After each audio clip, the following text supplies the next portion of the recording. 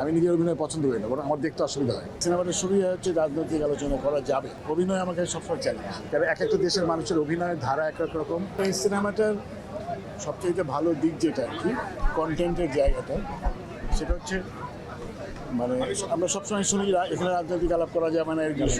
আর এই সিনেমাটা শুরুই হচ্ছে রাজনৈতিক আলোচনা করা যাবে।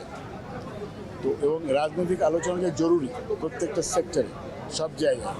এবং 24-এর ঘটনা প্রবাহের পরে যে আমাদের রাজনৈতিক ইতিহাসের ধারাটাই পরিবর্তিত।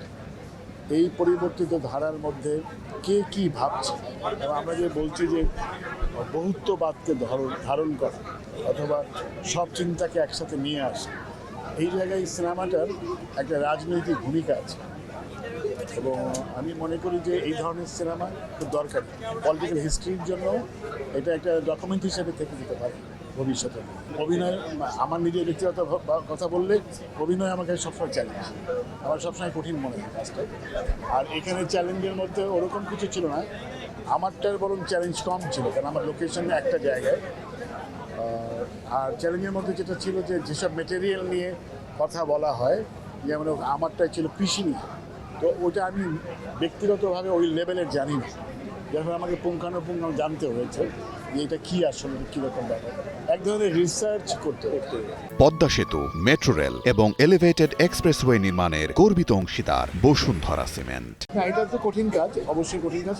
এটার জন্য আমরা রিহার্সাল করেছি অনেকবার রিহার্সাল করে, মানে আমরা ইনফ্যাক্ট মেমোরাইজ করেছি, মুখস্থ করে ফেলেছি।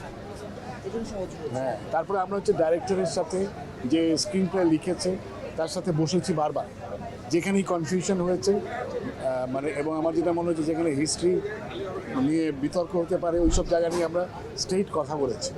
এবং যে কী হওয়া উচিত না উচিত আমরা এক ধরনের আলোচনার মাধ্যমে ঠিক করি। নিউট্রাল না ইমপার্সোনাল জায়গায় থাকে, নৈবিত্তিক একটা জায়গাতে। অভিনয় মানে একটা আন্তর্জাতিক মানটান, এগুলি কারণ এক একটা দেশের মানুষের অভিনয়ের ধারা এক এক রকম। আর কোনো দেশের অভিনয় হঠাৎ করে জন্মায় না, তার একটা ধারাবাহিকতা আছে। আমাদের অভিনয় সেগুলো ধারাবাহিক ব্যাপার আছে। সেক্ষেত্রে এরা সবাই পরীক্ষিত।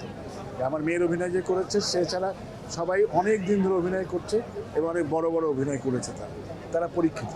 সেই হিসেবে মানে অভিনেতাদের টিমও অনেক ভালো। মানে আফসোসের কোনো জায়গা নেই, কারণ হচ্ছে যে সিনেমাতে দরকারি বিষয় আছে। যারা সিনেমা বানায় তাদের হয়তো আমাকে দরকার হয়নি, আমাকে নেই। তো এটা দিয়ে আমার কোনো ইয়ে নেই। আমি নিজের অভিনয় পছন্দ করি না, বরং আমার দেখতে অসুবিধা হয়। কারণ পরে যখন দেখি তখন দেখি যে আসলে কী কী করা উচিত ছিল, সেটা করা হয়নি। তখন একটা অ্যানালিটিক্যাল মাইন্ড তৈরি হয়।